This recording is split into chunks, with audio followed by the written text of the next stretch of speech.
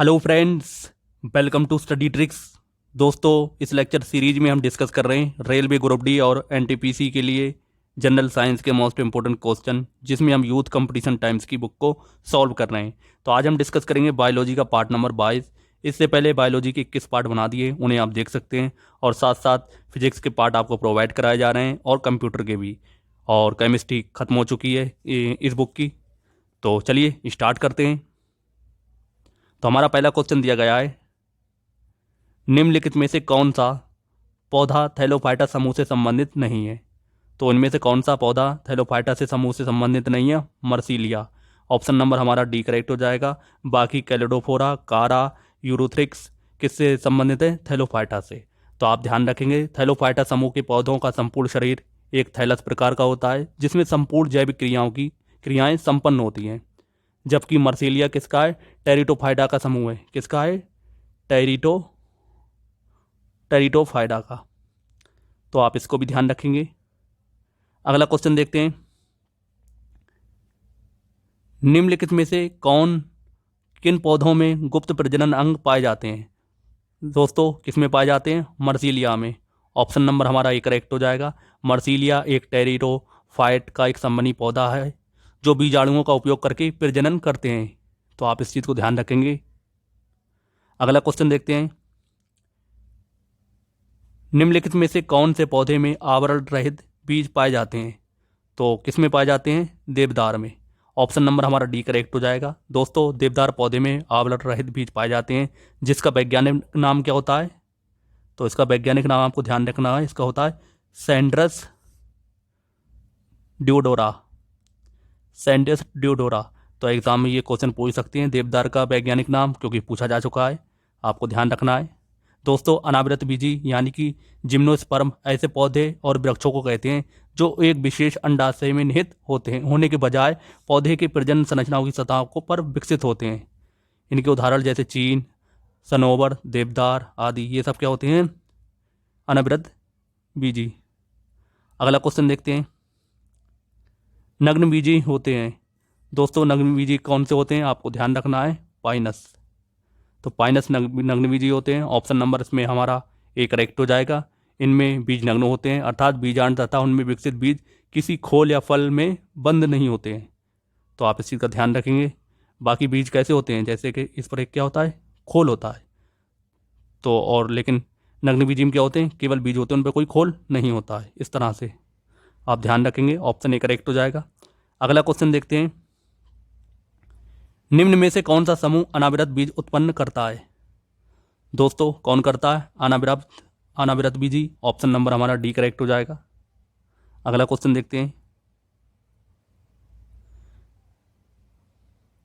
अनावृत या नग्न बीजी में निर्मित होते हैं। तो किस में निर्मित होते हैं? अनावृत बीजी या एंजियोस्पर्म में। दोस्तों, आप इनके उदाहरण ध्यान रखें अनावृत बीजी की, जैसे नींबू, गाजर, गेहूं, ये अनावृत बीजी पौधों के उदाहरण हैं। अगला क्वेश्चन देखते हैं, अनावृत बीजी यानी कि जिम्नोस्पर्म को आमतौर पर डैश प्रकार के बीजों के रूप में जाना जाता है, क्योंकि इनमें फूल नहीं लगते हैं और उनके बीज एक विशेष अंडाशय में निहित होने के बजाय पौधों की प्रजनन संरचनाओं की सतह पर विकसित होते हैं। तो किसमें? आमतौर पर इन्हें हम क्या कहते हैं? अनावृत प्रकार। तो ऑप्शन नंबर इसमें हमारा ए करेक्ट हो जाएगा। आपको इसको ध्यान रखना है। अगला क्वेश्चन देखते हैं, निम्न में से कौन जिम्नोस्पर्म है यानी कि नग्नबीजी है? तो इनमें से कौन सा है? काई यानी कि मॉस। ऑप्शन नंबर हमारा ए करेक्ट हो जाएगा। इसको आप ध्यान रखेंगे। अगला क्वेश्चन देखते हैं, अच्छी तरह से विभेदित प्रजनन ऊतकों के साथ पौधे जो अंततः बीज बनाते हैं वो कहलाते हैं। तो क्या कहलाते हैं? आपको ध्यान रखना है दोस्तों। इन्हें हम क्या कहते हैं? इन्हें हम कहते हैं फैंड्रोगम। ऑप्शन नंबर इसमें हमारा सी करेक्ट हो जाएगा। तो वे पौधे जिनमें जनन ऊतक पूर्ण विकसित एवं विभेदित होते हैं तथा जिन जनन प्रक्रिया के पश्चात बीज उत्पन्न होते हैं, उन्हें हम क्या कहते हैं? फैंड्रोगम। आपको इसको ध्यान रखना है। ऑप्शन सी करेक्ट हो जाएगा। अगला क्वेश्चन देखते हैं, किसमें बेसेल्स प्रमुख जल संवाहक कोशिकाएं हैं? तो किस में है आपको ध्यान रखना है दोस्तों, एंजियोस्पर्म में। ऑप्शन नंबर हमारा डी करेक्ट हो जाएगा। अगला क्वेश्चन देखते हैं, परागण समूह के पौधों की एक विशेषता है। तो परागण समूह की क्या विशेषता होती है, एंजियोस्पर्म समूह के पौधों की एक विशेषता है। परागण क्या विशेषता होती है एंजियोस्पर्म पौधों की समूह की, परागण। ऑप्शन सी करेक्ट हो जाएगा, आपको ध्यान रखना है। अगला क्वेश्चन देखते हैं, निम्नलिखित में से कौन से पादप समूह में परागण होता है। तो किस में होता है आपको बताना है, अविरत बीजी में। ऑप्शन नंबर डी करेक्ट हो जाएगा हमारा। अगला क्वेश्चन देखते हैं, एंजियोस्पर्म के प्रजनन भाग में स्थित होते हैं। क्या स्थित होते हैं आपको ध्यान रखना है, पुष्प। ऑप्शन नंबर हमारा ए करेक्ट हो जाएगा। तो अविरत बीजी पौधों का प्रजनन अंग पुष्प में स्थित होता है, आप इस चीज़ को ध्यान रखेंगे। इनमें दोहरा निषेचन दृष्टिगत होता है, आप ये भी ध्यान रखेंगे। अगला क्वेश्चन देखते हैं, द्विनिषेचन का गुण है। तो द्विनिषेचन किसका गुण है, अविरत बीजी का। ऑप्शन नंबर हमारा सी करेक्ट हो जाएगा। अगला क्वेश्चन देखते हैं, वे अविरत बीजी पौधे जिनके बीजों में 2 बीजपत्र होते हैं उन्हें कहा जाता है। तो उन्हें हम क्या कहते हैं, द्विबीजपत्री पौधे। ऑप्शन नंबर हमारा डी करेक्ट हो जाएगा। दोस्तों आप इनके कुछ एग्जाम्पल ध्यान रखें जिससे एग्जाम में क्वेश्चन पूछ सकते हैं, जैसे चना, मटर, सरसों, सेम। तो इनका क्या होता है, द्विबीजपत्री पौधे होते हैं ये, आप इससे ध्यान रखेंगे। अगला क्वेश्चन देखते हैं, अविरत बीजी यानी एंजियोस्पर्मिक पौधों की पत्तियों में डैश प्रकार की शिरा रचना या वेनेशन होती है। तो किस प्रकार की संरचना होती है, 2 प्रकार की। ऑप्शन नंबर हमारा सी करेक्ट हो जाएगा, आप इसको ध्यान रखेंगे। अगला क्वेश्चन देखते हैं,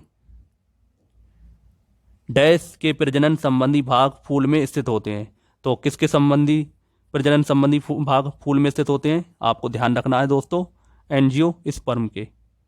ऑप्शन नंबर डी करेक्ट हो जाएगा। अगला क्वेश्चन देखते हैं, अविरत बीजियों के प्रजनन अंग में स्थित होते हैं। तो किस में स्थित होते हैं आपको बताना है दोस्तों, फूलों में। ऑप्शन नंबर हमारा सी करेक्ट हो जाएगा। अगला क्वेश्चन देखते हैं, डैश द्विबीजपत्री पौधा है। तो कौन सा इनमें द्विबीजपत्री पौधा है, शकरकंद का बेल। ऑप्शन नंबर हमारा सी करेक्ट हो जाएगा। अगला क्वेश्चन देखते हैं, डैश एक बीजपत्री यानी मोनोकॉट पौधा है। तो एक बीजपत्री की बात हो रही है, इनमें से कौन सा एक बीजपत्री है, लहसुन। ऑप्शन नंबर हमारा सी करेक्ट हो जाएगा। दोस्तों इनके पास बीजों में एक ही बीज पत्र होता है, तो इन्हें हम क्या कहते हैं, एक बीजपत्री। और जो द्विबीजपत्री होते हैं उनमें पौधों के बीज में 2 बीजपत्र होते हैं, तो उन्हें हम क्या कहते हैं, द्विबीजपत्री। आपको ध्यान रखना है दोस्तों, एक बीजपत्री के आप उदाहरण ध्यान रखें, जैसे लहसुन हो गया, गेहूँ भी हमारा क्या है, एक बीजपत्री। धान, ये सब क्या है, एक बीजपत्री। तो आप इनका ध्यान रखें, गेहूं और धान कैसे होते हैं, एक बीजपत्री यानी कि मोनोकॉट। अगला क्वेश्चन देखते हैं, जड़ों की कोशिकाओं में लंबे रोमों जैसे भाग को क्या कहते हैं। दोस्तों इन्हें हम क्या कहते हैं आपको ध्यान रखना है, इन्हें हम कहते हैं रूट हेयर। ऑप्शन नंबर हमारा बी करेक्ट हो जाएगा, इन्हें हम कहते हैं रूट हेयर। अगला क्वेश्चन देखते हैं, किसी पौधे का वनस्पतिक भाग डैश होते हैं। तो क्या होते हैं, जड़ होते हैं, तने होते हैं और पत्तियां होती हैं। तो इसमें ऑप्शन नंबर हमारा ए करेक्ट हो जाएगा, इसी को हम क्या कहते हैं, वनस्पतिक भाग। अगला क्वेश्चन देखते हैं, खाना बनाते एवं स्वाद हेतु प्रयोग किया जाने वाला अदरक एक राइजोम है जो डैश है। तो ये क्या है, इजी क्वेश्चन है, भूमिगत तना होता है ये। ऑप्शन नंबर हमारा ए करेक्ट हो जाएगा। तो इसके अलावा भूमिगत तने कौन कौन से होते हैं,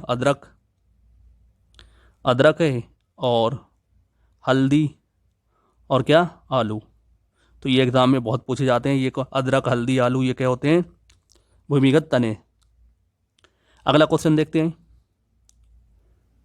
हम आलू के पौधे का कौन सा भाग खाते हैं। हम आलू के पौधे का कौन सा भाग खाते हैं, ये मैंने आपको बताया, तना। ऑप्शन नंबर हमारा डी करेक्ट हो जाएगा, आप इसको ध्यान रखेंगे। अगला क्वेश्चन देखते हैं, निम्नलिखित में से कौन से गलत कथन चुने, पत्तियों में कोशिकाओं की ऊपरी और निचली परत। तो आपको बताना है पौधों में जो ऊपरी और निचली परत को कैसी होती है, ये आपको बताना है। तो भोजन का संश्लेषण करती है, यही क्या है हमारे लिए गलत है, बाकी सब सही दिए गए हैं। अगला क्वेश्चन देखते हैं, पौधे का कौन सा हिस्सा गैसों का आदान प्रदान में सहयोग करता है। दोस्तों कौन करता है, पत्तियां। ऑप्शन नंबर हमारा डी करेक्ट हो जाएगा। तो पौधों में श्वसन गैसों का आदान प्रदान शरीर की सतह द्वारा विसरण की क्रिया से होता है। इसके लिए ऑक्सीजन युक्त वायुमंडल से पत्तियों के रंध्रों, पुराने वृक्षों के तनों की कड़ी, त्वचा पर स्थित बांद्रता और अंतर्कोशिकीय स्थानों द्वारा पौधों में प्रवेश करती है। तो ये चीज़ भी आप ध्यान रखेंगे। अगला क्वेश्चन देखते हैं, पौधों में गैसों का आदान प्रदान डैश के माध्यम से होता है। तो किसके माध्यम से होता है, आपको बताना है दोस्तों, रंध्र के माध्यम से। ऑप्शन नंबर ए करेक्ट हो जाएगा। अगला क्वेश्चन देखते हैं, रंध्र होते हैं, तो रंध्र क्या होते हैं, आपको बताना है। पत्तों में रंध्र स्थित होते हैं, पत्तों में, या रंध्र स्थित होते हैं पत्तों में, इन्हीं के द्वारा गैसों का आदान प्रदान करते हैं पौधे। ऑप्शन डी करेक्ट हो जाएगा। अगला क्वेश्चन है, डैश फूल का एक मादा प्रजनन अंग है। तो कौन है फूल का मादा प्रजनन अंग, आपको बताना है। स्त्री केसर। ऑप्शन नंबर हमारा डी करेक्ट हो जाएगा। तो स्त्री केसर जैसे अंडप भी कहते हैं, ये फूल का एक मादा प्रजनन अंग है, तो इस चीज़ को आप ध्यान रखेंगे। अगला क्वेश्चन देखते हैं, डैश अंडप का एक भाग नहीं है। तो अंडप का कौन सा भाग नहीं है, पुंकेसर। ऑप्शन नंबर हमारा सी करेक्ट हो जाएगा। अगला क्वेश्चन देखते हैं, डैश ये पुंकेसर के भाग हैं। तो उनमें से पुंकेसर के भाग कौन कौन से होते हैं, परागकोश और पुतंतु। ऑप्शन नंबर हमारा बी करेक्ट हो जाएगा, इसको आप ध्यान रखेंगे। अगला क्वेश्चन देखते हैं, को उभयलिंगी फूल के रूप में जाना जाता है। तो उभयलिंगी फूल को के रूप में किसे जाना जाता है, आपको बताना है दोस्तों, सरसों को। ऑप्शन नंबर हमारा डी करेक्ट हो जाएगा, इसे आप ध्यान रखेंगे। जब पुष्प में केवल एक जनन अंग हो तो उसे हम क्या कहते हैं, एकलिंगी पुष्प। तो आप इस चीज़ को ध्यान रखेंगे। और जब पुष्प में उमंग और जयंग दोनों उपस्थित हो तो उसे हम क्या कहते हैं, उभयलिंगी। तो उभयलिंगी में सरसों, कपास आते हैं, आप इन चीज़ को ध्यान रखेंगे। भिंडी को भी ध्यान रखें, भिंडी भी एग्जाम में क्वेश्चन पूछ सकते हैं। तो ये कौन से होते हैं, उभयलिंगी। अगला क्वेश्चन है हमारा, डैश एक उभयलिंगी पुष्प होता है। तो इनमें से उभयलिंगी पुष्प कौन सा है, सरसों। अभी आपको बता ही चुका हूँ। ऑप्शन नंबर हमारा सी करेक्ट हो जाएगा। अगला क्वेश्चन देखते हैं, फूल के नर प्रजनन भागों को कहा जाता है। तो फूल के नर प्रजनन भागों को हम क्या कहते हैं, आपको ध्यान रखना, पुंकेसर। ऑप्शन नंबर हमारा बी करेक्ट हो जाएगा। दोस्तों आपको ध्यान रखना, ये पाखुंडियों के छल्ले के भीतर उपस्थित होते हैं और फूले हुए ऊपरी हिस्से को के साथ इनमें थोड़ी सी डंठल होती है, इसे आप ध्यान रखेंगे। अगला क्वेश्चन देखते हैं, फूल के हिस्से जिस आधार पर उपस्थित होते हैं उसे क्या कहते हैं। तो उसे हम क्या कहते हैं, पुष्पासन। ऑप्शन नंबर हमारा बी करेक्ट हो जाएगा। तो फूल का हिस्सा जिस आधार पर उपस्थित होता है उसे हम क्या कहते हैं, पुष्पासन। अगला क्वेश्चन देखते हैं, परागकण किस में पाए जाते हैं। तो परागकण किस में पाए जाते हैं, परागकोश में। ऑप्शन नंबर हमारा सी करेक्ट हो जाएगा, इसी को हम क्या कहते हैं, एंथर। अगला क्वेश्चन देखते हैं, इनमें से कौन सा उभयलिंगी फूल है। तो कौन सा है, सरसों। ऑप्शन नंबर हमारा ए करेक्ट हो जाएगा, इसको आप ध्यान रखेंगे। अगला क्वेश्चन देखते हैं, निम्नलिखित में से कौन पुष्प के मध्य में स्थित होता है। तो पुष्प के मध्य में कौन स्थित होता है, कार्पेल। ऑप्शन नंबर हमारा सी करेक्ट हो जाएगा। अगला क्वेश्चन देखते हैं, एक फूल के प्रजनन का भाग कौन सा है। एक फूल के प्रजनन का भाग कौन सा है, पुंकेसर और कार्पल्स। ऑप्शन नंबर हमारा ए करेक्ट हो जाएगा, तो आप इसको ध्यान रखेंगे। नेक्स्ट क्वेश्चन देखते हैं, प्रजनन के लिए फूलों में आवश्यक अंग कौन सा है। तो प्रजनन के लिए फूलों में आवश्यक अंग कौन सा है? पुंकेसर और स्त्रीकेसर। ऑप्शन नंबर हमारा बी करेक्ट हो जाएगा। नेक्स्ट क्वेश्चन देखते हैं। पुष्प में स्त्रीकेसर के शीर्ष भाग को क्या कहा जाता है? दोस्तों, पुष्प में स्त्रीकेसर के शीर्ष भाग को हम क्या कहते हैं? वर्तिकाग्र या स्टगमा।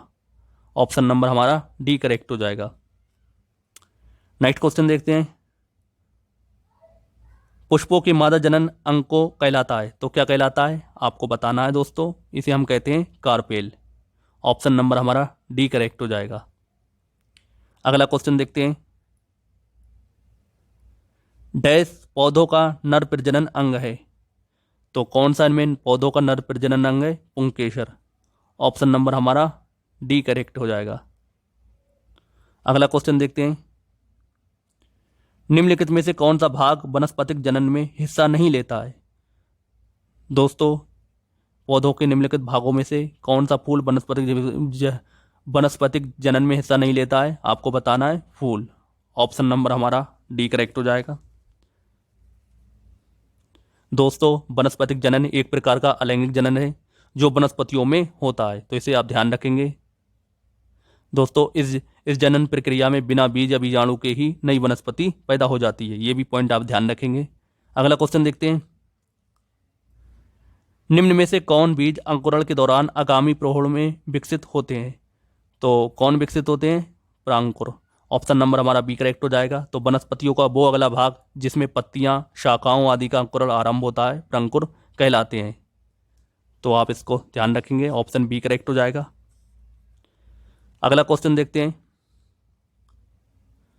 पौधे भविष्य के लिए खाद्य को बीज के में डैश में संग्रहित करते हैं, तो किस में करते हैं? कोटिलेडोन में। ऑप्शन नंबर हमारा सी करेक्ट हो जाएगा।